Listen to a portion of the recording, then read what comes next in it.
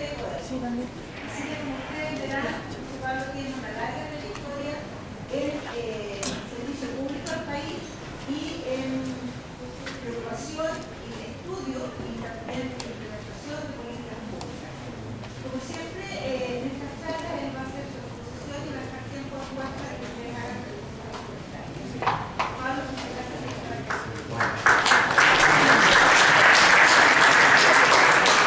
Gracias, Alejandra. Lo que no dijo fue que en los años 80 yo hacía clase allí donde partía un magíster de industria. No eran las salas tan buenas como esta. Creo que estaban en algún otro edificio, pero vaya. Efectivamente, porque eso fue a principios de los 80. Así es que muy contento de estar una vez más aquí de vuelta. Y me han pedido que hable de educación, entiendo que ustedes están en una serie de reuniones o de charlas sobre educación. Yo quiero decir algunas cosas para introducir la conversación y después más que nada que sea eso, una conversación para poder compartir con ustedes. Lo primero que quiero referirme tiene que ver con los estudiantes. Los estudiantes, en realidad, ustedes, me atrevo a decir, nosotros también, porque yo a pesar que salí de la universidad, uno sigue estudiando, sigue aprendiendo, pero en realidad son los protagonistas. Y quiero destacar qué es lo que significa esto a mi modo de ver. Y cualquier sistema educacional, para ser un buen sistema educacional, para tener buenos resultados, descansa de los protagonistas, que son los estudiantes. Y lo primero, desde el punto de vista de los estudiantes, tiene que ver con la motivación y las aspiraciones.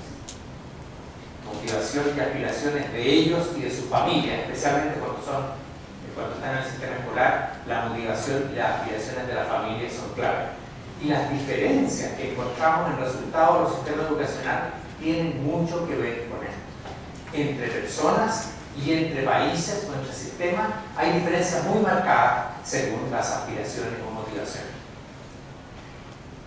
Un estudio reciente respecto de los alumnos especialmente de menores ingresos que llegaban a la educación superior teniendo otras condiciones muy similares, una diferencia muy importante tenía que ver con las aspiraciones que tenían sus padres cuando ellos estaban en la educación básica respecto de si querían o no, si aspiraban o no con mucha fuerza a que llegaran a la educación superior. Entre personas, grandes diferencias según la aspiración y las motivaciones. Entre países, típicamente los países asiáticos tienen alumnos, tienen familias de una sociedad tremendamente motivada por la educación.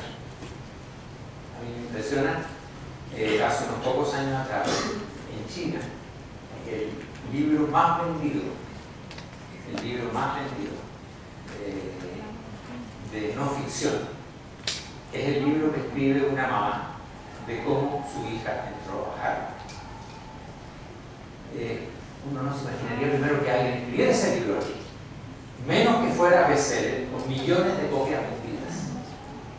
Ji-Ping Liu, parece que se llama la niña, y su mamá escribe Ji-Ping Liu llega a Harvard. Y cuenta todo lo que ellos hicieron. Para esto, imagínense la diferencia idiomática desde el mandarín al inglés. Ni siquiera era de Beijing, era de un barrio industrial, fuera de la ciudad. Lo que quiero destacar es el esfuerzo que ellos hicieron. Estudios de idioma, económico, etcétera, para plantearse llegar a una de las mejores universidades.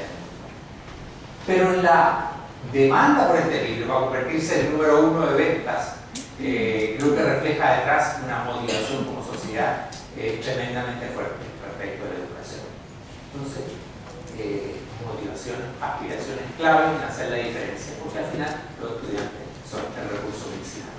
Pero no basta con la motivación y las aspiraciones, y son indispensables las herramientas que adquirimos, y el sistema educacional busca entregar herramientas y desarrollar competencias y habilidades.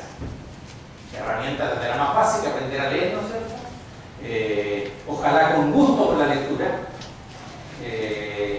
o herramientas como puede ser el inglés, o competencias como pueden ser los hábitos, las prácticas que uno desarrolla a lo largo de su etapa de formación o estudio. Entonces, Entonces, motivación, herramientas, competencias que vamos desarrollando. El sistema educacional busca entregar herramientas y competencias. Como para tener éxito en este proceso. Y parte del éxito tiene que ver con que nosotros descubramos cómo aprendemos. No todos aprendemos igual. Probablemente entre ustedes es mucho más parecido, porque está en la carrera de ingeniería. En esta facultad es mucho más parecido, pero distinto a como aprenden los de la facultad de música o de artes. Entonces, aprendemos en grupo, no sé, piensen cada uno de ustedes, algunos resultados fáciles en grupo, otros solo. Yo hago resumen, por eso pienso que aprendo con la mano. Yo creo que hay distintas maneras en las cuales aprender. Lo importante es que descubramos cuál es la manera que nos resulta más fácil para aprender. Y este descubrimiento es súper importante, porque vamos a seguir aprendiendo toda la vida, para ser más efectivos en este proceso. Incluso hay un autor, no sé si ustedes conocen, un psicólogo bastante conocido, tal vez uno de los psicólogos más famosos, modernos de la área cognitiva, que escribió un trabajo hace algunas décadas que se llama Inteligencias Múltiples, precisamente para que ha servido de base para desarrollos muy importantes en la educación. Normalmente pensamos en la inteligencia, de hecho los test de inteligencia se basan en la inteligencia lógico-matemática, la que aquí prevalece, pero hay otras inteligencias. Seguramente ustedes han oído hablar de la inteligencia emocional, que tiene que ver con la capacidad para relacionarnos bien entre las personas. Hay una inteligencia musical, hay una inteligencia, los arquitectos, la gente que se dedica al diseño, es una diferencia distinta.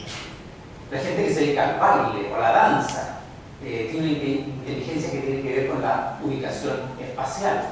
En fin, hay distintas inteligencias, 7 u 8 que identifica. Y detrás de esa inteligencia hay capacidades especiales para aprender. Entonces, ¿cómo aprendemos? Identificar dónde está nuestra fortaleza.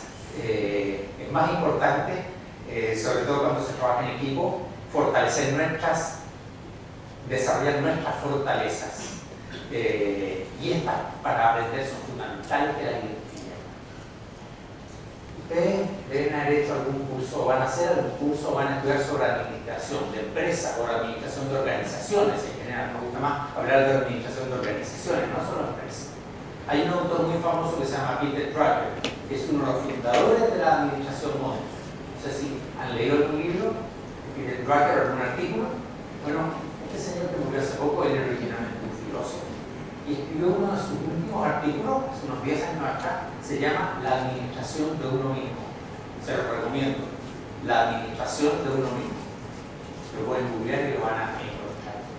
Y él que dice, mira, en el mundo actual, a diferencia de lo que pasaba antes, hay que tomar opciones. Ustedes tienen que elegir esta carrera. Y tienen que elegir una especialidad. En fin, hay muchas opciones. No era así, no ha sido así siempre. Y eso exige a que sepamos y aprendamos a administrarnos a nosotros mismos. Y un elemento fundamental para ser exitoso en eso es conocernos y saber cómo aprendemos. Incluso ir haciendo la reflexión de lo que aprendemos de fondo, no de la fórmula que se nos va a olvidar después, porque no necesito memorizar, sino que cuáles son mis aprendizajes de este semestre, de este mes, los aprendizajes de fondo. Entonces, ¿cómo aprender? Muy importante. Bueno, todo esto porque tal vez algo distintivo de esta época que nos toca, que les toca a ustedes, es que vamos a seguir aprendiendo toda la vida. Para terminar la universidad, no terminaron de aprender. Afortunadamente, creo yo, si es que a uno le motiva, no terminaron de aprender. Empiezan una etapa distinta en que van a aprender más conectado con el trabajo. Y a lo mejor van a hacer una interrupción para hacer un programa formal, un diplomado, una capacitación, pero aprendemos a lo largo de toda la vida. Y hoy día la educación, por eso es tan importante lo que hablábamos antes de la motivación, de las herramientas básicas, porque eso nos habilita para algo que tenemos que hacer y seguir aprendiendo toda la vida. Se terminó ese concepto en que el alumno es como un estanque de encina, le echan benzina, el conocimiento, que va a usar durante su carrera hasta que se jubila, va a agotar esa. Eso no es así, se acabó como concepto, o sea que alguna vez tuvo relevancia. Aprendemos durante toda la vida.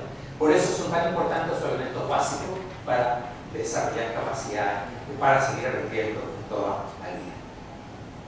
Probablemente, y espero que así sea en el caso de ustedes, quieren una relación de largo plazo con esta universidad.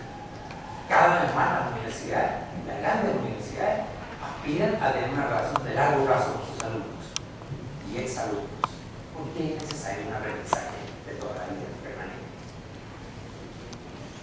Termino este comentario sobre los protagonistas, los estudiantes, sobre este aspecto que es básico, sobre el cual podríamos hablar mucho más. Después voy a hablar de los sistemas educacionales, pero antes quiero referirme a esto que me parece fundamental y que no siempre le dedicamos el tiempo que se requiere. En parte la educación, especialmente la educación universitaria, prepara, entrega una formación para ser un buen profesional. Entonces, tenemos que preguntarnos qué es lo que es un buen profesional. ¿Hay algo que sea común a las distintas profesiones? Bueno, esta pregunta se le hizo a un grupo de académicos que llevan trabajando hace varios años, más de una década, en un proyecto que se llama así, Good Work, en realidad yo diría buen profesional, porque está pensado en las profesiones. Y dijeron, a ver, hay algo común entre un periodista y un ingeniero y un médico. ¿Qué elementos hay en común? Y han hecho un trabajo bastante largo para ver qué es lo que es un buen profesional. ¿Qué hay elementos en común? Y han resumido lo que ellos consideran que es común a un buen profesional, lo han hecho preguntando a la gente en una profesión, los buenos profesionales en esta disciplina, ¿qué características tienen? Y tratando de resumir. Y lo han resumido en 3 E. ¿Cuáles creen ustedes que son esas 3 E? ¿Cuáles dirían ustedes? De un buen profesor, de un buen ingeniero, de un buen periodista. ¿Qué elementos en común tienen que se pueden resumir en 3 E? ¿Alguna idea? Ética. Una de las E tiene que ver con ética. Efectivamente, hay valores detrás de lo que hace un buen profesional. ¿Qué más? Esfuerzo, algo relacionado con el esfuerzo, algo necesario para el esfuerzo. ¿Sí? Entusiasmo, exactamente. Menos esfuerzo mientras más entusiasmo. Y esto, que este trabajo está publicado en inglés, dicen algo, una palabra que es más que entusiasmo, engagement. O sea, están involucrados. Estoy entusiasmado porque es algo de lo cual, ¿no es cierto?, hay pasión. Estoy metido en eso, enganchado en el tema. ¿Qué más? Emprendedor, sí. No en todas las profesiones y no para todos los profesionales se requiere ser emprendedor. Es muy importante, pero no es común a todos. Algunos puede ser un seguidor si lo quiere, ¿no es cierto? Un periodista o un gran diario, a lo mejor él no es un emprendedor, el que formó el diario, sí. Pero no es necesariamente una habilidad para todos, es importante que algunos tengan esa habilidad, ojalá lo más posible. ¿Qué más? Empatía, sí, en algunas profesiones es muy importante la empatía. ¿Qué más? ¿Qué es común? ¿Qué podría ser común? Ética, bien, entusiasmo. ¿Cómo hay que hacer las cosas? Excelencia. Excelencia. Lo cual significa, a veces, la preparación, por eso es tan importante. Por eso es tan importante la preparación, para lograr hacer las cosas con excelencia. Si es un emprendedor de excelencia. Si tiene relaciones personales porque tiene liderazgo, ahí tiene que haber empatía. Lo que haga tiene que hacerlo con excelencia. Tiene que prepararse. Ese rol de liderazgo y esa empatía se puede desarrollar. Por lo tanto, común, interesante me parece a mí, común a distintas profesiones. Excelencia, creo que eso tiene que ver con la forma en que nos preparemos, con la calidad de la educación que logremos, y digo que logremos, no que recibamos, que logremos porque somos protagonistas de acuerdo a lo que estamos diciendo acá. Excelencia, entusiasmo, muy importante elegir algo que me motiva para lograr entusiasmarme y con ética, con valores, porque no sacamos nada con todo lo anterior si no hay detrás de los valores. Bueno, y voy a dejarles estas ideas respecto de quiénes son protagonistas de ustedes y que al final son los que hacen la diferencia. Y de ahí pasarme a hablar de los sistemas educacionales. Una dificultad una de las dificultades cuando hablamos de educación es que todos tenemos alguna experiencia. Todos tenemos alguna experiencia como estudiantes, como padres, como profesores, y por lo tanto tenemos una cierta intuición de cómo funcionan los sistemas educacionales, cómo lograr mejores sistemas. Bueno, quiero marcar algunos aspectos que a mí me parecen claves respecto a un sistema educacional, para que sean mejores, peores, regulares, para que sean los mejores a los cuales uno puede aspirar. Debo decir que al hacer esta reflexión tenemos que pensar que cada vez más en los distintos países, en el nuestro entre otros, el desafío es la calidad, porque ha habido un éxito en escolarizar, o sea, en lograr que todos lleguen al sistema educacional. Y el desafío entonces es esta calidad. Debo decir además que cada vez sabemos más respecto de esto, y no solo necesitamos descansar en la intuición, y sabemos más porque hay estudios internacionales que tratan de objetivar los factores que son determinantes en los buenos, regulares o malos resultados del sistema educacional. Entonces tenemos mucha mejor información. Hay una riqueza creciente de información para hacer un análisis que no sea meramente intuitivo, sino que descanse lo más posible en hechos. Bueno, aspectos claros. Quiero marcarles y comentarles algunos. Primero, ya dije, los estudiantes. Las aspiraciones, fundamental. Un buen profesor es capaz de motivar, de generar aspiraciones. Y también hay un aspecto que dice relación con la sociedad, con la familia, con el grupo en el cual estoy inserto, al cual se le llama capital cultural. A mayor capital cultural hay una base de partida mayor. Entonces, clave para el trabajo del sistema educacional son, en primer lugar, los estudiantes, y no me alargo más en eso porque ya hablé. Segundo, algo que yo llamaría las capacidades. Las capacidades que existen en el lugar donde está inserto ese sistema. Y las capacidades tienen que ver en primer lugar con los docentes. En primer lugar con los docentes. ¿Cuál es su preparación? ¿Cuál es su preparación pedagógica y disciplinaria? ¿Cuál es su motivación, su vocación, decimos muchas veces respecto a los docentes? Lo que estoy diciendo está tal vez más pensado en el sistema escolar, pero se extrapola de manera muy parecida al sistema de educación superior. Pero está más pensado para el sistema escolar. Entonces, los docentes, muy importante.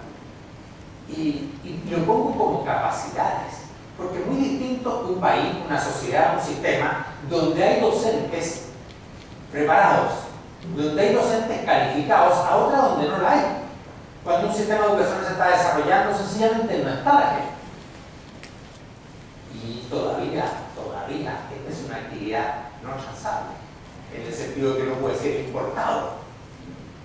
En la medida en que vamos a educación en línea, es más fácil que esto se convierta en transable. Podemos tener a lo mejor un excelente profesor que nos dé una charla en línea, desde cualquier parte del mundo, pero todavía, y estoy seguro que va a seguir teniendo un componente no transable, es decir, en el lugar donde uno no puede importar mucho de los elementos. Por lo tanto, la capacidad de los docentes es fundamental. La capacidad del recurso docente que existe en ese determinado sistema social. No solo los docentes, los directivos. Y las escuelas como organizaciones, escuelas, universidades, facultades, como organizaciones. ¿Qué tradición tienen? ¿Cómo se gobiernan? Eso determina capacidades. Es muy distinto un lugar donde un colegio está partiendo a uno que tiene una tradición centenaria y ha logrado mantener su dinamismo, porque también puede tener una tradición centenaria y ir en declinación. Entonces, la capacidad, por eso lo pongo como capacidad en el sentido de su gobierno corporativo, la manera en que se maneja esa institución son claras. Y anoto ahí la generación de capacidades. ¿Cuál es, respecto a los docentes, los sistemas de formación de docentes? ¿Qué tal son las facultades de formación de profesores? A veces no son mejores que los profesores. A veces son facultades muy atrasadas. Bueno, y eso afecta a la generación de esta capacidad básica. Entonces, cuando hablamos de sistemas educacionales, el tema de las capacidades es fundamental. Y las capacidades tienen que ver con esto. Y fíjense que, pues vamos, agrego, aparte de capacidades, recursos. Recursos, los docentes y otro personal de apoyo. Cuando digo recursos, digo el tiempo, las horas de estudio. ¿Cuánto tiempo dedicamos al estudio? ¿Cuáles son las jornadas del sistema escolar? Horas de estudio en material pedagógico, cada vez hay más material y esto es más relevante. No solo capacidad y recursos también es clave, son clave los contenidos. Y en casi todas las sociedades hay algún elemento, y en casi todos los sistemas, de contenidos comunes. Y eso tiene que ver con el currículum, que define los programas de estudio, los exámenes que determinan, porque son la manera de evaluar y determinan mucho lo que pase con los contenidos, los requisitos para licenciarse, años, en fin, una serie de requisitos, y los estándares que busca el sistema. Todo esto tiene que ver con los contenidos. Y eso, de un lugar a otro, es bastante definitorio respecto a lo que pasa con el sistema. La arquitectura del sistema es clave. La arquitectura del sistema es clave. Los roles del gobierno central, de los gobiernos locales, de quién dependen las escuelas, la forma en que todo esto se regula, cómo se ofrecen licencias para enseñar a profesores, a escuelas o a instituciones, cómo es el sistema de admisión. ¿Hay competencia por la admisión? ¿Cómo es el sistema de admisión? Todos estos elementos son determinantes y determinan la arquitectura del sistema, y hay diferencias entre países. Lo importante es que es un sistema y tiene que ser consistente, esas distintas cosas, tiene que ser consistente una con otra. El aseguramiento de calidad. ¿Cuál es el sistema de aseguramiento de calidad que tenemos? Ya que el foco es en la calidad en esta etapa en que hemos logrado polarizar, entonces el aseguramiento de calidad se vuelve claro. Aseguramiento de calidad que parte con la evaluación de los aprendizajes, los sistemas de promoción.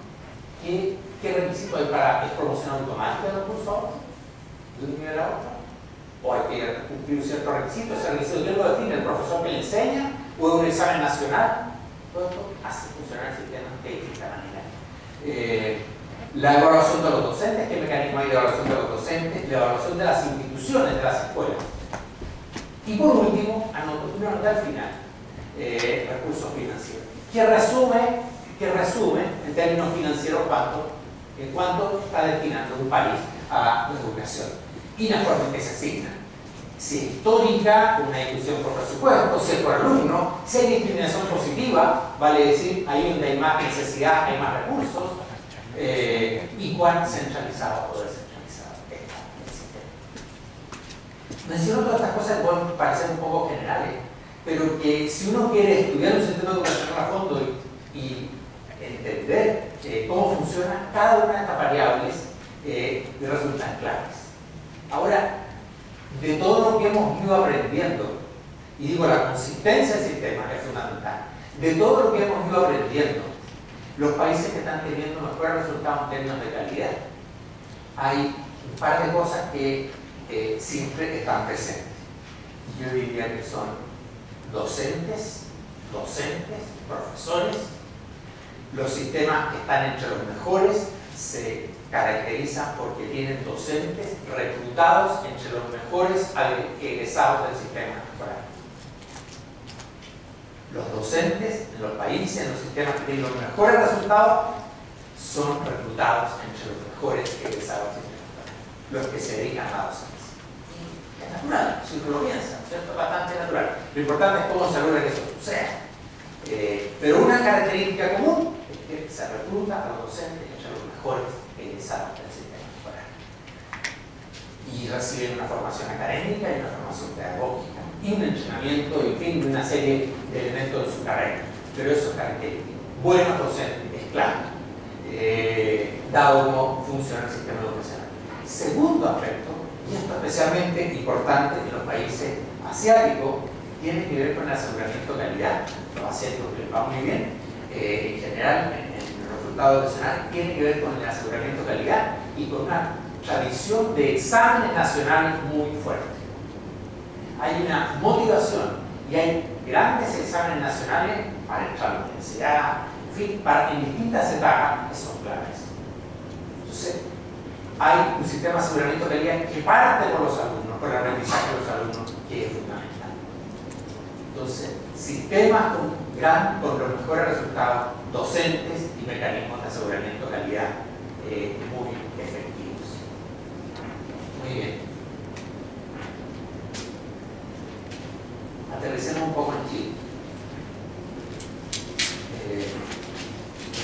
estos puntos y después podemos hacer consultas. Bueno, en Chile hemos estado haciendo durante décadas, el esfuerzo principal ha sido el esfuerzo de acceso y cobertura. O sea, que todos lleguen al sistema educacional. Primero, en la educación, lo que se llama educación primaria, hoy día básica. Esa educación que primero eran 4 años, que hoy día son 8, hasta la educación secundaria. Y el último esfuerzo de cobertura ha sido la educación secundaria, al cual hoy día tenemos prácticamente cobertura universal. Y estamos entonces en el esfuerzo de cobertura en la educación superior. Entonces, gran énfasis de las políticas, y puedo referirme en más detalle a los últimos 20 años, que es lo que conozco mejor, que es lo que tengo cierta responsabilidad: acceso, cobertura y equidad. Acceso, cobertura y equidad. Y me puedo referir más a eso.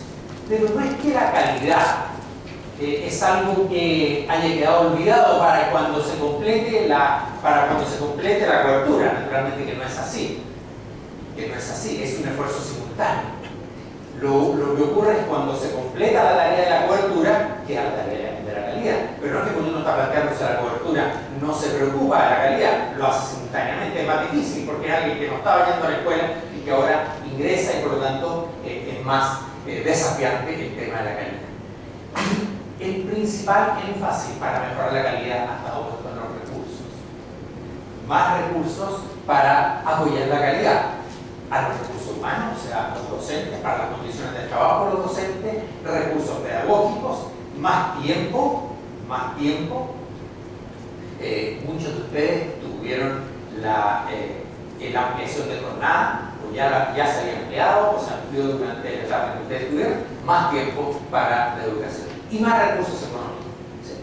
El foco del esfuerzo de calidad, primero ha estado en los recursos durante estos 20 años. Pero al mismo tiempo en los contenidos, en modernizar los contenidos, especialmente en el sistema escolar, modernizar los contenidos y ponerlo a tono con las necesidades de este mundo y el siglo XXI. Y avance en aseguramiento de calidad, principalmente en términos de evaluaciones, mejorar todo el sistema de aseguramiento de calidad de evaluaciones de los alumnos, y mucho menos, recién iniciándose un sistema, recién por instalarse, se acaban de aprobar las disposiciones legales de aseguramiento de calidad de los sostenedores o de las instituciones. Pero que ahí ha habido un avance mucho más lento respecto de lo que ha ocurrido en los dos puntos anteriores. Bueno, y como dije, hay diferencia entre el sistema escolar y la educación superior, cuando me refiero.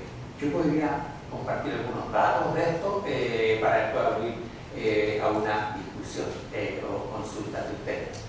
Ahí hay datos del aumento de cobertura por quintiles en la educación preescolar, especialmente en los quintiles de menores ingresos, ¿no es cierto? Desde 18, 17%, así frente al 40% del año 2009, y espero que en la próxima ocasión tengamos un aumento importante en la cobertura preescolar. No muestro la cobertura básica porque ya hace más de 20 años que tenemos casi acceso universal, sino que muestro la cobertura media, y ustedes ven cómo a principios de los 90 esto era menos del 80%, y hoy día estamos en tasas del 90%, casi sin diferencia entre los distintos quintiles.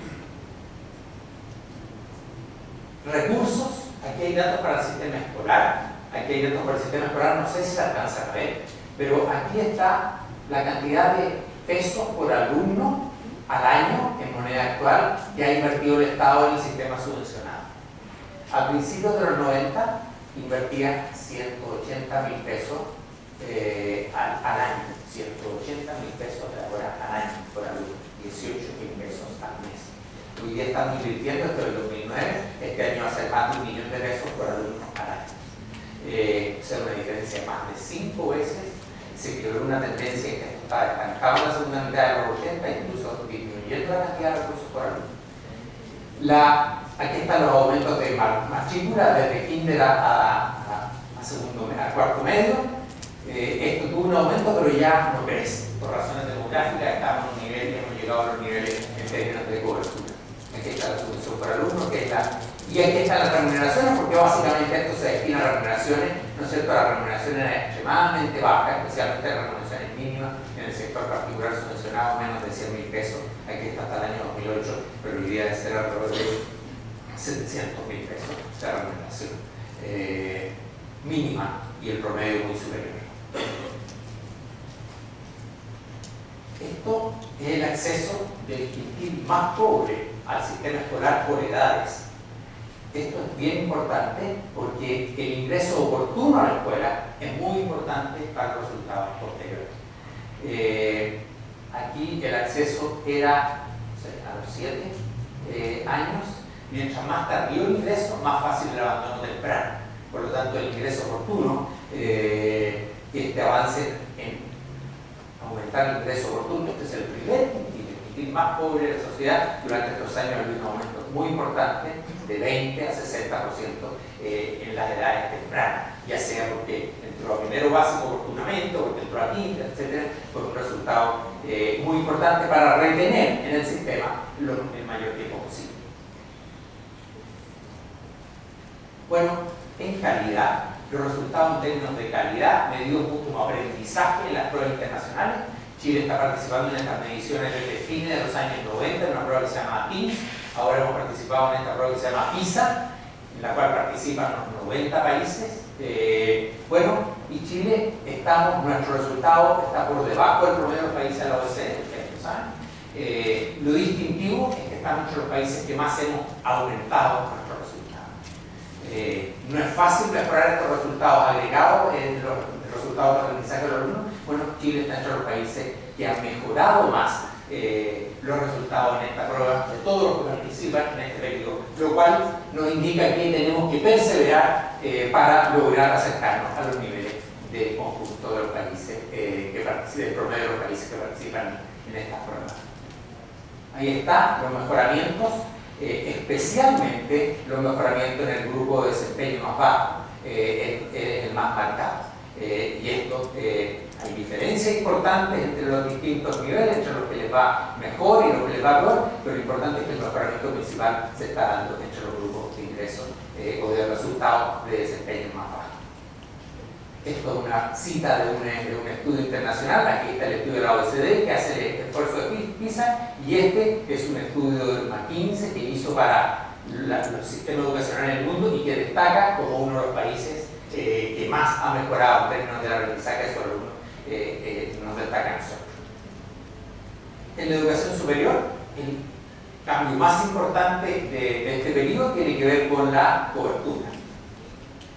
Aquí está la cobertura por quintiles entre el principio de los 90 y la última encuesta, y hay un aumento sostenido. Tal vez lo más interesante es que en los años 2000, en la década del 2000, el crecimiento más importante se produce en los 2 o 3 quintiles de ingresos más bajos, el resto está más o menos estable, y el crecimiento más fuerte de cobertura se produce acá, logrando un acceso y un acceso a la educación de manera más equitativa. Las ayudas estudiantiles que han ido creciendo, todavía son muy insuficientes, pero han ido creciendo durante estos años. Y por último, la inversión total que el país hace en educación. La inversión total, lo anterior se traduce en que la inversión total que el país hace en educación, que era menos del 4%, y que la última cifra que tengo que es del 2008, que era 7% prácticamente. El promedio de los países de la OECD es 6,2%, o sea, estamos invirtiendo más que el promedio de los países de la OECD como porcentaje del producto, y países de los que más invierten, que es Corea, que están invirtiendo alrededor de un 7%. El esfuerzo ha sido tanto del sector público como de la familia o el endeudamiento en el caso de la educación superior, o sea, lo que aparece como gasto privado.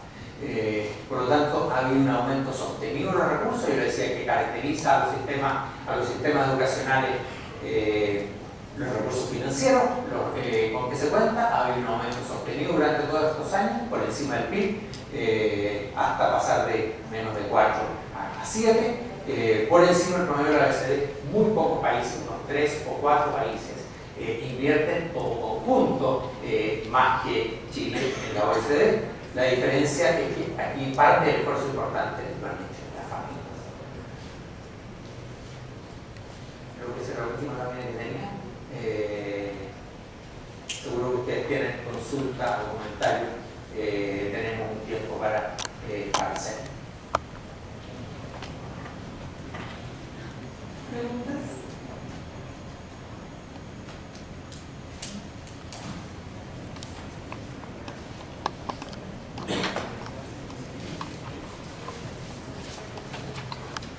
Hola, mi nombre es Santiago y en un comienzo hablando de lo importante de la calidad de las instituciones, pero nosotros como escuela también se ve ¿La calidad, no? de las instituciones, pero nosotros partimos hablando como escuela, pero de que se extrapolaba a las universidades. Esta semana Christian Barton escribió una columna haciendo una crítica hacia, primero hacia como la mirada profesional de la Universidad de la Libertad, que después Jata. Se lo pregunto porque claramente, pero me va a ver que fue parte de las dos, haciendo una crítica del abandono que han hecho de la Universidad de Chile como institución pública. Y como ahora están en el gobierno, bueno, les mencionaba, era como consejo del presidente diciendo que eran muchos universidades, eran muchos Jata y poco Universidad de Chile.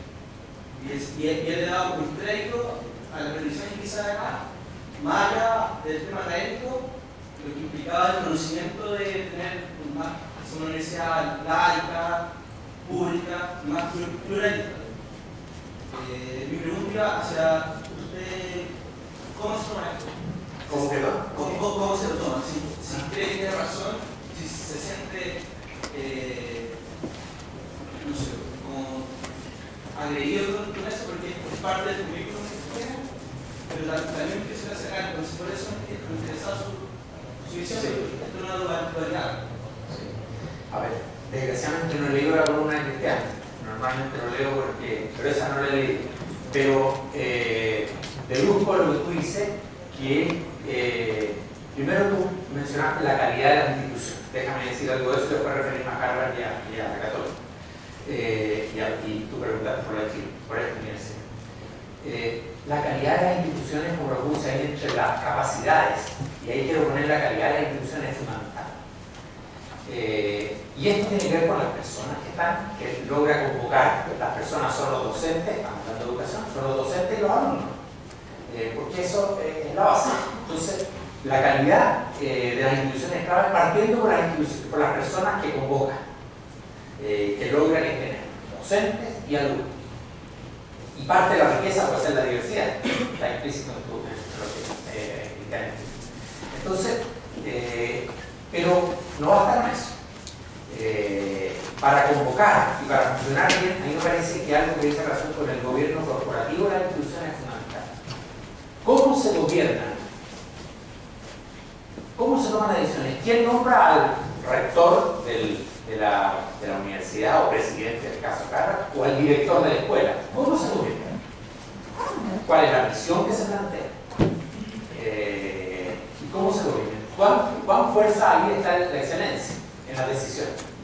¿O hay grupos que tienen capturada esta institución? ¿O que es muy débil su gobierno corporativo? O sea, ¿cómo se gobierna es fundamental? Entonces, el prestigio también es importante en la convocatoria, pero eso con el tiempo se puede perder. Entonces, ¿quiénes convocan? ¿Cuáles son especialmente en el tema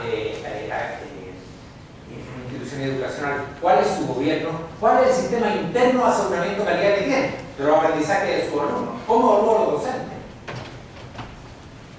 Esos elementos son determinantes para mí de la calidad, de la potencia de una organización. Y entiendo que la crítica de Barton tiene que ver con la falta de diversidad en esta institución. Diría que en Harvard no hay falta de diversidad, hay gran diversidad. Gran diversidad. Tiene un gobierno corporativo súper interesante. Por ejemplo, los exalumnos participamos en el nombramiento de un gran directorio que en definitiva es el que nombra al presidente de la universidad. Los exalumnos. O sea, es muy interesante. A mí me llega una carta, digamos, cada cierto tiempo que hay renovación de este gran directorio de la universidad. directores o varios cuerpos superiores. O sea, hay un gobierno corporativo muy, incluso sin fines de lucro, que reinvierte todos sus recursos, pero más que eso, porque hay de todo. A mí el tema del gobierno corporativo me parece fundamental. Y me parece fundamental en Codelco, para irme a otra institución distinta y sin un cambio de gobierno corporativo, precisamente para lograr una mayor potencia de la empresa. Y empresas que no funcionan bien, privadas, públicas, muchas veces hay debilidad en su gobierno corporativo. Lo mismo vale para las instituciones escolares, sea un colegio, sea una red de colegios, o sea una universidad. Creo que en la Católica hay menos diversidad que ciertamente que la que hay en Harvard, menos diversidad que en esta universidad. Creo que es algo de lo que ellos tienen que corregir, porque creo que enriquece la experiencia, de aprendizaje educativa, el que haya más diversidad entre los estudiantes y entre los profesores. No sé si eso responde a lo que, sin haber leído el artículo, a lo que creo que está planteando. ¿Otros? Sí. Tengo una duda con el tema con la profesora de diapositiva y el enfoque se había hecho en los últimos 20 años sobre dos puntos que eran recursos y contenido. Sí. Primero, yo tengo la experiencia que mi mamá es profesora de educación municipal y yo he visto mucho que los recursos se han puesto sobre la mesa, pero se han puesto de una manera súper errónea. O sea, se ha gastado plata comprando libros de 16.000 pesos y luego no se usan o luego los estudiantes lo mal utilizan. Entonces, primero eso, y sobre los contenidos, que se venga un año, 2 años que el niño cambia la forma de enseñar y no le hace la pega fácil al profesor sobre qué tiene que enseñar y en qué momento. Entonces, mi pregunta es si está bien ese enfoque en el recurso y contenido, dado eso, y si no se está olvidando también el tema de la formación del profesor, que es como lo que había antes con la escuela normalista y todo eso, y que se ha ido perdiendo, y ahora cualquier universidad, pues yo puedo llegar y plantear una universidad privada si tengo plata y puedo plantear educación. Y no hay ninguna restricción respecto a eso. Perfecto. Bueno, primero los recursos, después me quedo con la formación de profesor.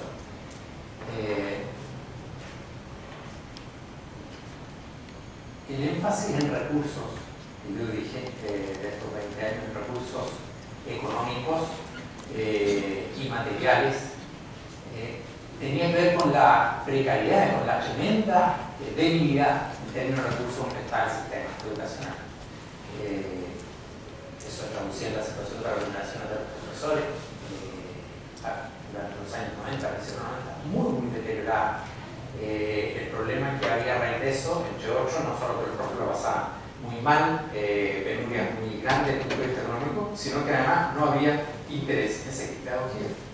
O sea, tan radical como eso. Yo me acuerdo que yo me preocupaba todos los años de la cantidad de postulantes a pedagogía, porque había desinterés. Entonces, buena parte de los recursos ha ido al pago de subvención, que en definitiva se traduce en la mayor parte de remuneraciones del personal del consejo. Es lo que está en ese cuadro. Esa ha sido buena parte del destino de recursos y creo que ha estado bien invertido. Y se ha crecido más el salario de los que recién ingresan para no enseñar a los jóvenes de que esa es una carrera que queremos que tenga futuro desde el punto de vista económico. Piensa que la situación era que no había interesado en estudiar pedagogía. Muy distinto a lo que pasa ahora. Me voy a referir a eso. Entonces, ese era el foco, aumentar los recursos económicos, en primer lugar en la subvención que se paga, el ingreso mínimo docente, el ingreso de entrada, para no enseñar que seguimos buscando en el futuro, e incentivos también a los que logran mejores resultados, premios, reconocimientos a los que logran mejores resultados. Pero aparte de eso, hay un esfuerzo por recursos pedagógicos.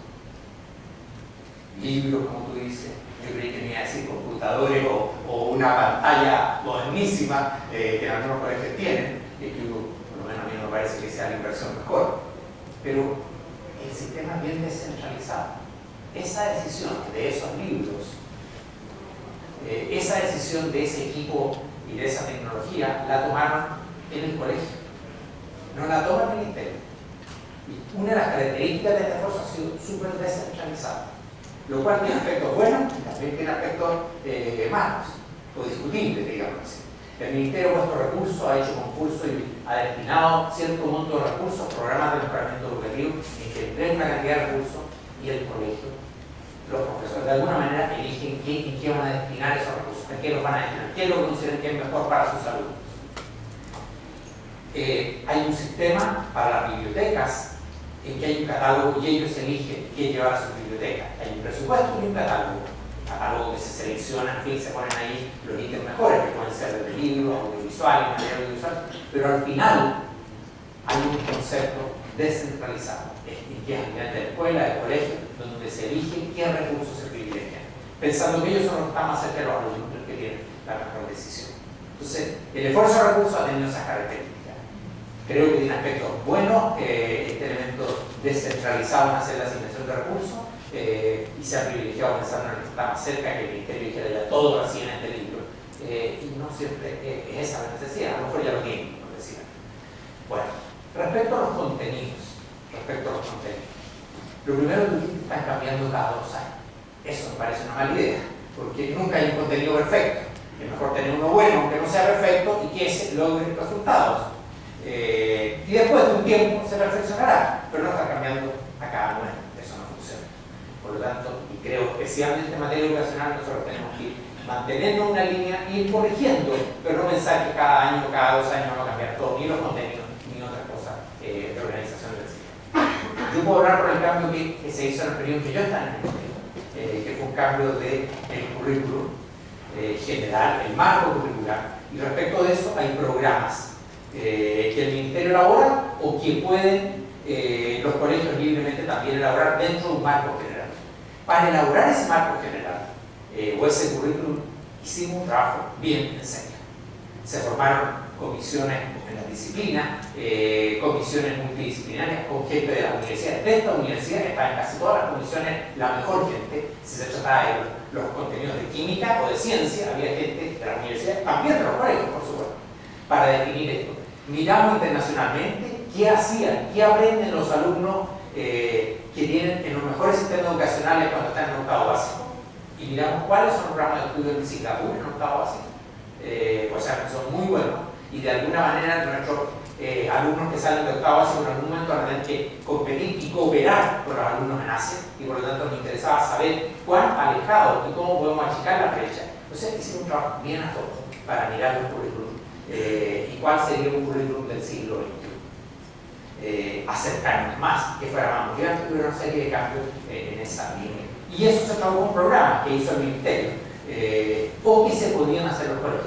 Mi idea era que lo razonable era que hiciera el Ministerio, pero no se limitaba a que algunos colegios pudieran hacer sus propios programas.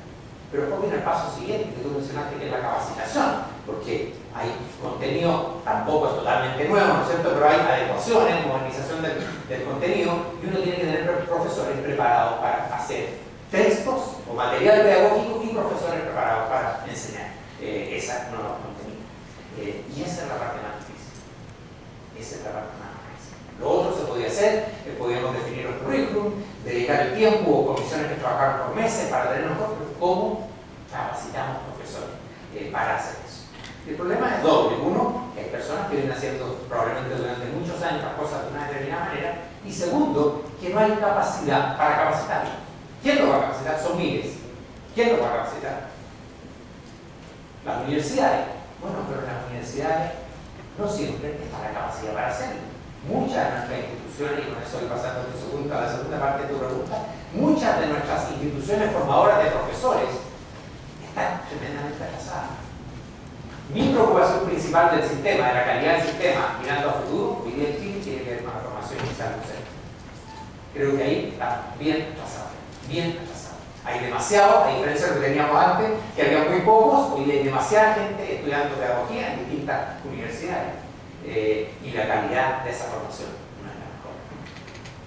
Y eso, ¿por qué digo que es lo que más me preocupa?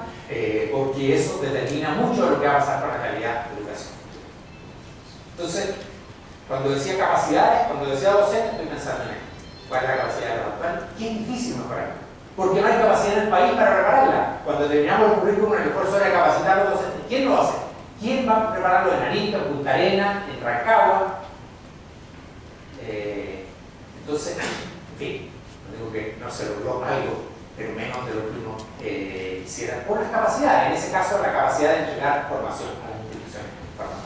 En las escuelas siempre escucho hablar, ¿no es cierto?, de las escuelas de las normales que formaban a los profesores, que era otra época en términos de masividad del sistema, en fin, muy distinta, lo cual no quiere decir que con esos aspectos tenía un aspecto práctico y muy importante, de experiencia docente de los futuros profesores.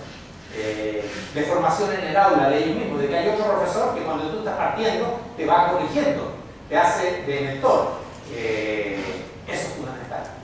Nosotros tenemos que tener todos esos aspectos.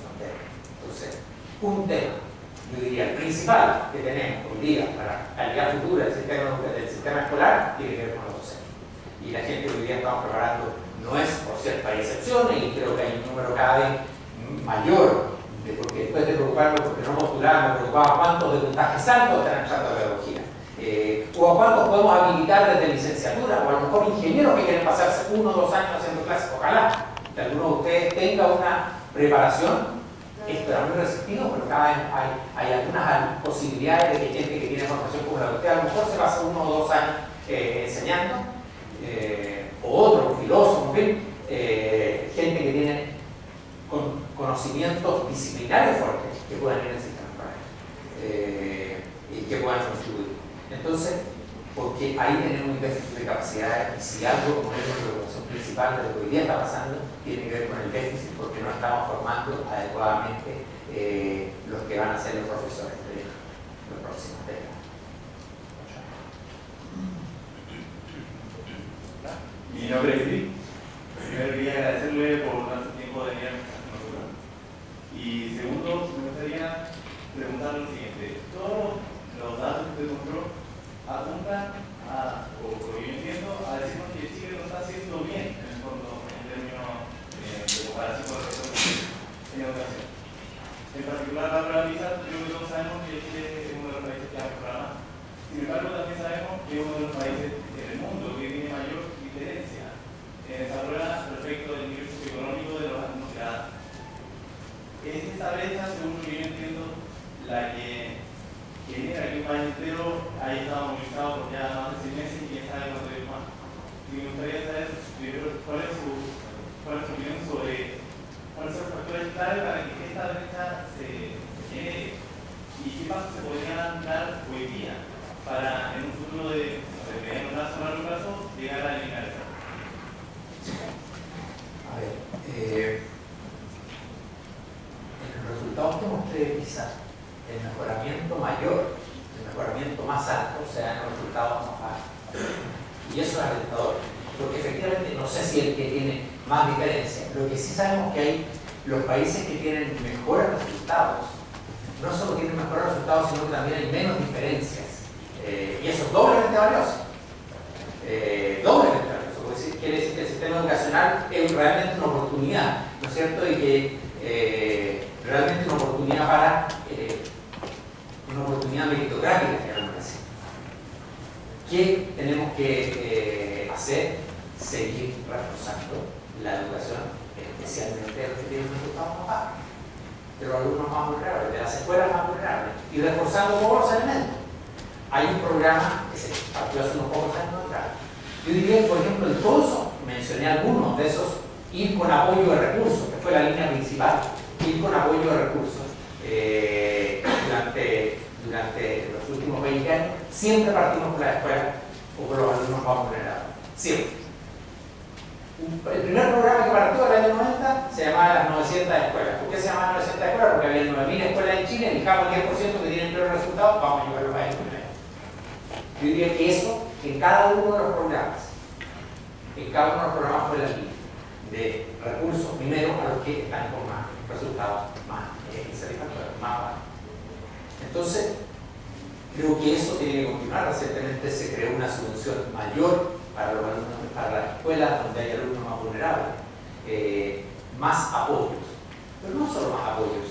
En la medida en que uno ha aumentado los apoyos también tienen que tener más exigencias. Y ahí estoy pensando en el aseguramiento médico. Por ejemplo, yo alguna vez quería que no se abriera un colegio de un sostenedor que tenía 8 malos colegios, malos resultados. Yo no tenía atribución para decir que este colegio no lo vamos a autorizar, ¿qué hago? Porque los otros del mismo sostenedor no tienen buenos resultados.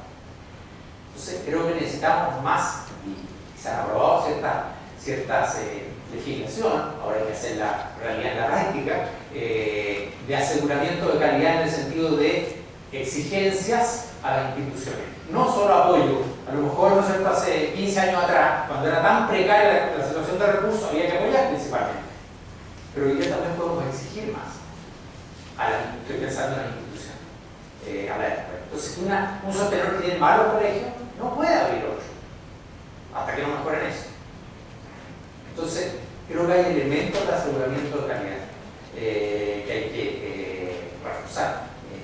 Espero que eso va a ocurrir, aseguramiento de calidad de la escuela, sean privadas, sean municipales, o sea, creo que ahí hay que hacer un mejoramiento importante en los sistemas de aseguramiento de calidad de la institución, de la escuela en este caso.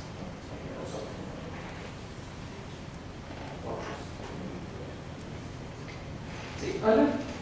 El que usted mencionaba, bueno, dos preguntas. Usted mencionaba que los alumnos eran uno de los factores principales del sistema educativo, pero yo creo que es así, que al final ser alumno no hay que enseñar, que los profesores no tienen que enseñar.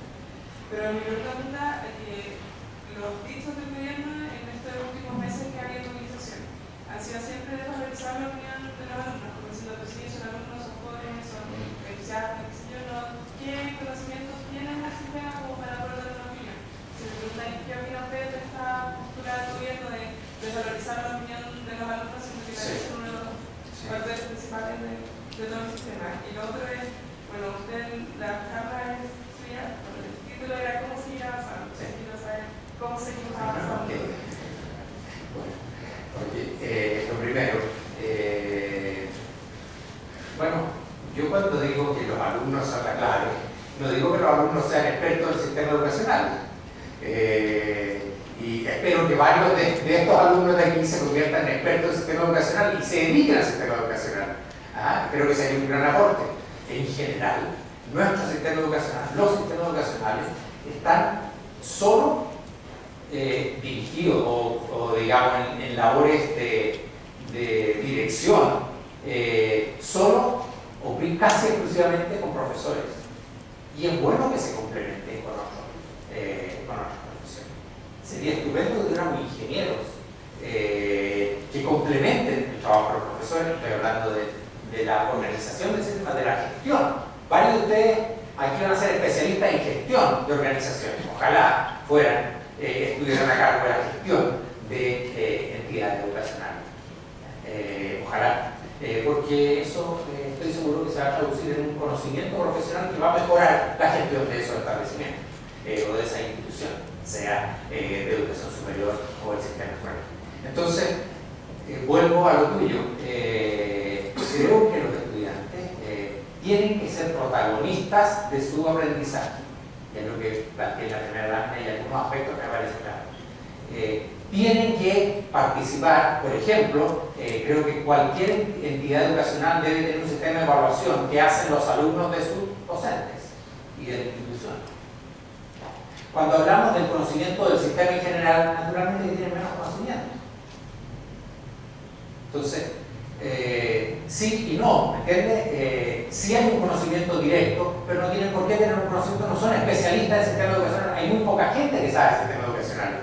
No solo que sean estudiantes, sino que pueden ser académicos en una universidad y tienen poco conocimiento de lo que no es su especialidad, cómo funcionan los sistemas educacionales. Por eso te dije al principio, todos creemos que sabemos porque hemos sido estudiantes, padres o profesores.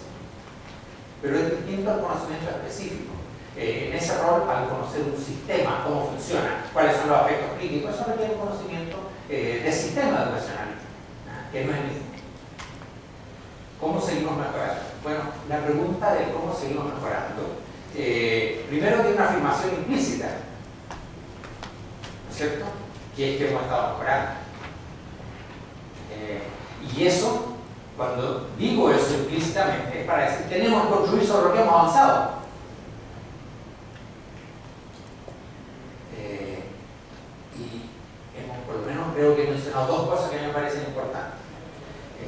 las respuestas son bien distintas, no hemos hablado de nada de educación superior, pero me parece que son válidas en todo el sistema. Primero, los docentes, y hoy día lo que más me preocupa es la formación inicial de docentes. Demasiados jóvenes estudiando pedagogía, que si estuvieran estudiando otra carrera no me importaría tanto, pero van a terminar su título y quedarían habilitados para enseñar. Y a lo mejor preferiríamos que no estuvieran habilitados para eso. De hecho, son mucho más de lo que necesitamos a futuro, porque la cantidad de alumnos no va a crecer mucho por razones demográficas en el sistema escolar. Entonces ahí tengo una preocupación bien importante, y hay que mejorar esa institución, hay que establecer aseguramiento de calidad, y toda la discusión de hacer obligatoria una prueba para los egresados de las carreras de pedagogía, etc. Otro tema tiene que ver con los aseguramientos de calidad, especialmente a nivel de instituciones. Que vi ese ejemplo de lo que pasa cuando un sostenedor es bueno o malo, lo que pasa cuando un colegio es bueno o malo, cuando una universidad o una carrera es buena o mala. Es tremendamente difícil decirle a alguien, sabe que esta carrera es mala. No califica, no la vamos a acreditar. Es tremendamente difícil decir solo los que están en esa carrera. Es tremendamente difícil decirle a los papás en un colegio rural, sabe que este colegio mejor lo cerramos y sus niños van aquí, van a ir todos los días a un colegio aquí en un pueblo más cercano. Tremendamente difícil, pero tenemos que hacer aseguramiento de calidad en la institución, acreditación fuerte y exigente a nivel de educación superior, ojalá de carácter internacional. O sea, si queremos excelencia tenemos que ponernos a nivel de excelencia y compararnos con el nivel de excelencia, por último para saber la brecha que tenemos y tratar de acortarla. Y lo mismo respecto al sistema escolar. O sea, tenemos que tener más aseguramiento de calidad respecto de las instituciones, colegios, instituciones de educación superior, etc. Entonces, ¿cómo seguimos avanzando? Creo que por lo menos estos dos aspectos me parece claves de avanzar. Hola, buenas tardes. Quiero ser un buen profesional. A mí me enseñaron que antes de ser un buen profesional como de ser muy buena persona. Y dentro de una muy buena persona cabe cualquier tipo de profesional. Por lo tanto, yo creo que primero hay que ser persona y hecho profesional. Toda la razón. Estamos hablando de eso. No, pasa. Y lo otro es que hay como un trade-off entre aumentar capacidad y aumentar cobertura y calidad. A mí me enseñaron en un curso de organización que antes que la organización se expanda, primero tiene que la organización ser muy potente y eficiente en sí, y después para irse a un y implementar tecnología. Si no, la inversión iba a seguir creciendo. Por lo tanto, entiendo yo que aumentar la cobertura no teniendo una estructura organizacional potente es un error, porque realmente está aumentando la cobertura, pero con una eficiencia ínfima. Por lo tanto, la calidad después y después arreglar el empleo en una organización muy grande es mucho más costoso que repartir en una organización más potente y eso más de la cobertura que se va aumentando. Por lo tanto, siento que esa percepción de vamos a aumentar primero cobertura y después vamos a empezar con la calidad como forma paralela, como más grado, siento yo que por lo que me han enseñado ahora. Pero te digo que hay factores clave en el sistema educacional. Usted lo parte de un factor clave, está en la arquitectura del sistema, ¿no? Casi igual. Y yendo a pensar que, no sé, me encantaría saber aquí sobre la calidad, porque la cobertura está clara, aumentar salas, alumnos por sala, y hacer un par de cosas más. Pero me interesa lo que hizo por calidad, porque dice que un factor importante son los docentes. Siento que en eso no se ha hecho nada, nada. No hizo nada, porque el mismo periodo vamos a meterlos todos en la sala, pero no me importa que le imparte la educación. Así que eso, quería saber eso. ¿Quieren que te conteste en realidad? ¿Quieren que te conteste en realidad? ¿Te interesa lo que yo te digo? No, claramente. Ok, perfecto, te contesto entonces. Bueno, porque lo de persona. Pues la verdad es que, tal como decía, cobertura y calidad son dos cosas al mismo tiempo. Como dije antes, no es que no espero que estén todos para preocuparme de la calidad, lo hago al mismo tiempo. Y tengo que hacerlo, no puedo, dejo fuera gente, ¿no es cierto?, mientras arreglo esto. No puede ser así, porque pasó la oportunidad de que esos niños, esos jóvenes estudiaran. Entonces, el desafío es simultáneo. Lo que dije también fue que lo que ocurre cuando se logra la cobertura, solo queda la calidad. Entonces aparece como único énfasis de la calidad.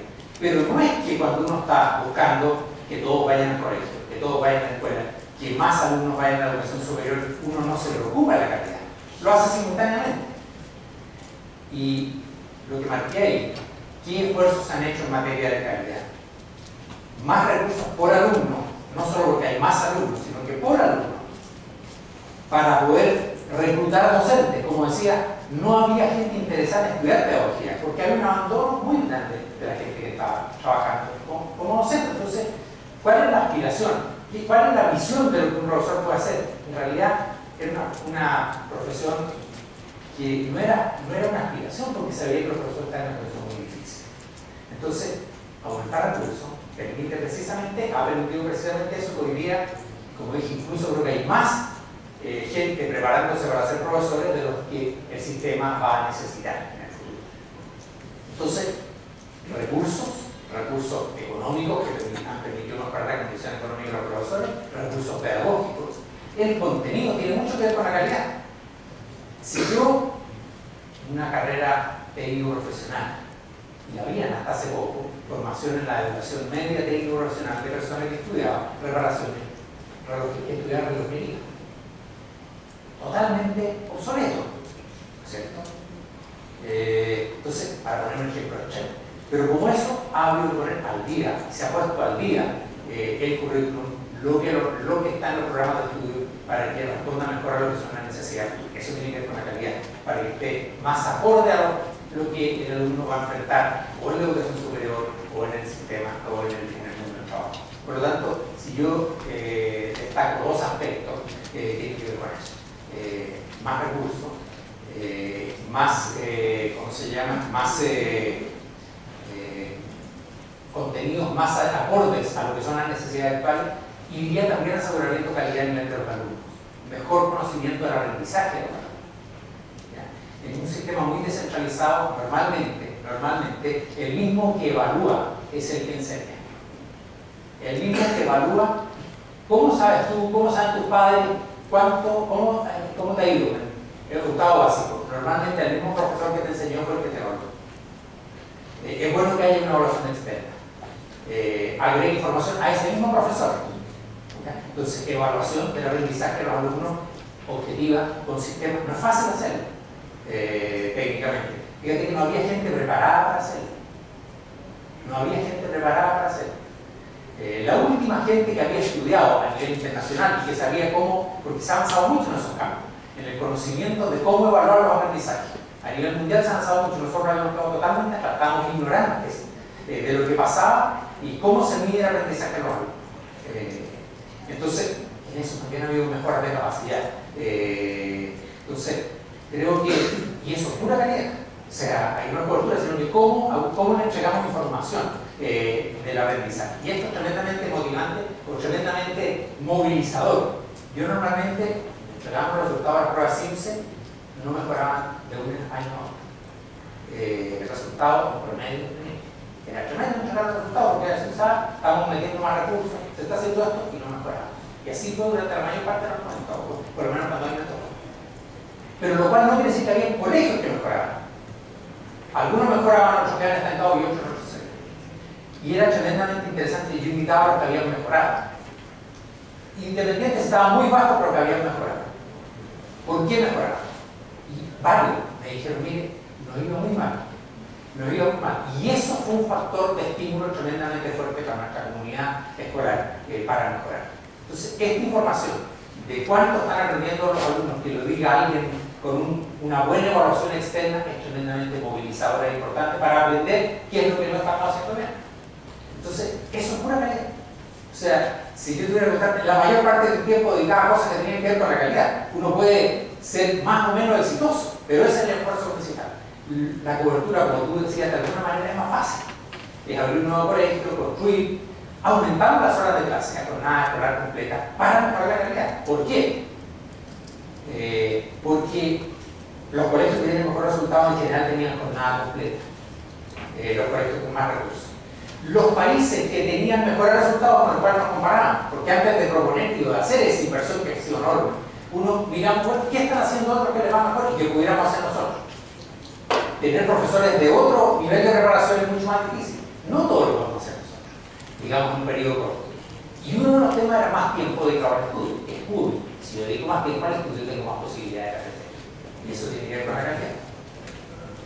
Entonces, la mayor parte del tiempo y la mayor parte del esfuerzo simultáneo de cobertura en restaurar más difícil de la cobertura que en educación, que en el resto del sistema y en el resto de la sociedad. ¿Otras preguntas? Hola. Sí. Tengo dos dudas. Te dijo como que los estudiantes somos protagonistas, pero no necesariamente somos expertos en el sistema, pero no deberíamos ser nosotros como estudiantes los primeros críticos al sistema actual o los primeros como motivadores de un cambio en el aspecto educacional. Esa es la primera pregunta.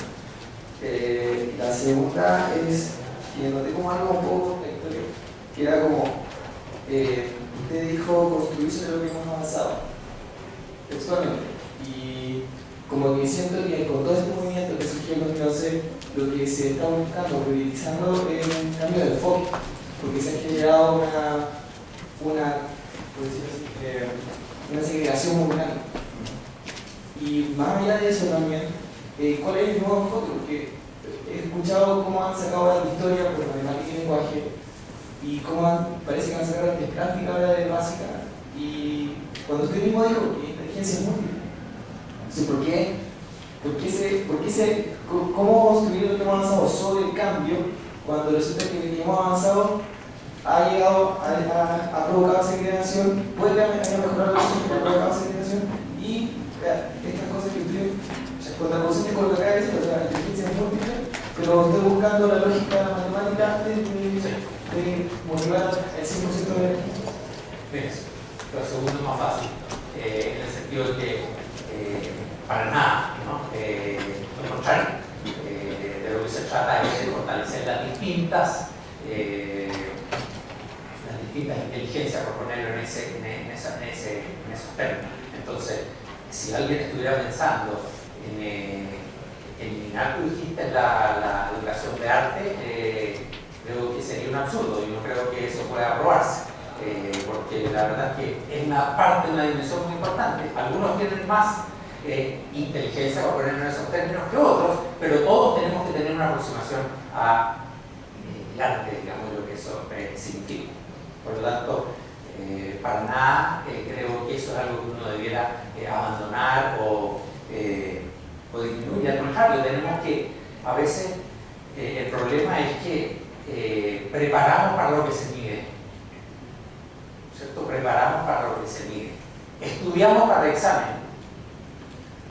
Eso nos pasa. Estudiamos para el examen y no para el conocimiento de la materia, que es lo que, ¿no es cierto? Que es lo que nos deberíamos. Lo mismo nos pasa con los sistemas. Cuando ponemos maneras de medición de resultados, de aprendizajes, tendemos a reducir porque no podemos evaluar suficientemente. Es importante la preocupación porque eso sea lo más amplio posible, esas mediciones de aprendizaje, para no restringir justamente lo que tú estás planteando, que pudiera restringirse por eliminar cosas que no creo que se pueda hacer y no creo que se vaya a hacer, pero también deberíamos tratar de medir los aprendizajes en nuestras áreas de esas otras inteligencias, precisamente para no perder la riqueza, porque tendemos a concentrar el esfuerzo en lo que se está midiendo, y eso pasa con un examen, como pasa con estos exámenes nacionales o mediciones de aprendizaje a nivel nacional. Pasa por ahí. Respecto del aporte de tu primera parte, de los alumnos, fundamental, y no solo como protagonista en los términos que está diciendo aquí, también a producir cambios y a manifestar, ¿no es cierto?, de cosas en su apreciación de esta manera. Eso lo balanceo y lo contrabalanceo con lo que mencioné antes respecto al conocimiento de los sistemas, porque a lo mejor podemos plantearnos un objetivo, una meta, una aspiración, y el camino que planteamos no es más efectivo. Ahí es donde está el conocimiento, la experiencia de lo que ha pasado en otros lugares, de lo que ha pasado en otros lugares.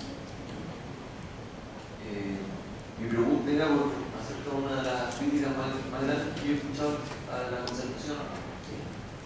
El tema de haber creado un sistema copago en la educación subvencionada. Sí. Y no sé, mi pregunta es, ¿qué opinan mirándole desde quizás en esos años, creo que fue el gobierno de Freire que se implementó, había otra visión, no sé, mi pregunta enviándolo desde hoy. ¿Qué opina de ese tema hoy en día? Y si está de acuerdo con que la causa de la profunda segregación social en el sistema educativo. Sí. La pregunta no sé si entienden los demás. Tiene que ver con un sistema que se llama financiamiento compartido, que, si entiendo correcto, ¿no es cierto?, en el sistema escolar, donde los colegios pueden cobrar un complemento del aporte que hace el Estado. Y efectivamente este es un sistema que a mediados de los 90 se modificó, porque si los padres contribuyen al financiamiento, el Estado deja de pagar, reduce la subvención que aporta por el niño. Y se hizo menos gravoso el descuento que hace el Estado. Por lo tanto, a los colegios les convenía más, desde el punto de vista de financiamiento, que hubiera aporte del padre. Se ha planteado que esto ha generado segregación, en el sentido que el que no puede pagar entonces no entra al colegio. Eso, ¿cómo se ha buscado contrarrestar? A través de sistemas de becas respecto de ese aporte. O sea, el que no tiene condiciones para pagar, no paga o paga una fracción. Hay por ley exigencia de que haya becas. ¿Hasta dónde ese ha sido un factor de segregación, como se dice? Yo no tengo una convicción formada. Yo creo que en general una buena parte de la gente la mayor parte va al colegio relativamente en el sector donde está, en el sector donde vive. Yo creo que el problema tiene más que ver con la segregación de la ciudad, más que con este aspecto, el hecho de que tengamos segregación socioeconómica del colegio, más que ver con la segregación de la ciudad que con este aspecto. No tengo una convicción formada, los análisis que he visto no me convencen respecto de que este sea el factor, como se ha dicho, que provoca segregación. Yo creo que tiene mucho más que ver el hecho de la segregación que hay en la ciudad. Hay ciertos barrios de personas en pobreza, de bajo ingreso y otros de ingresos altos. Por lo tanto, a eso lo atribuyo más que a este factor y que tengamos esta diferencia de niveles socioeconómicos en este país. Pero ¿sigue de acuerdo con el copago en el sistema? Mira, si logramos que no sea un factor de segregación, no le veo problema que los padres contribuyan. Siempre que no sea un factor de segregación, porque es un objetivo principal. Si no,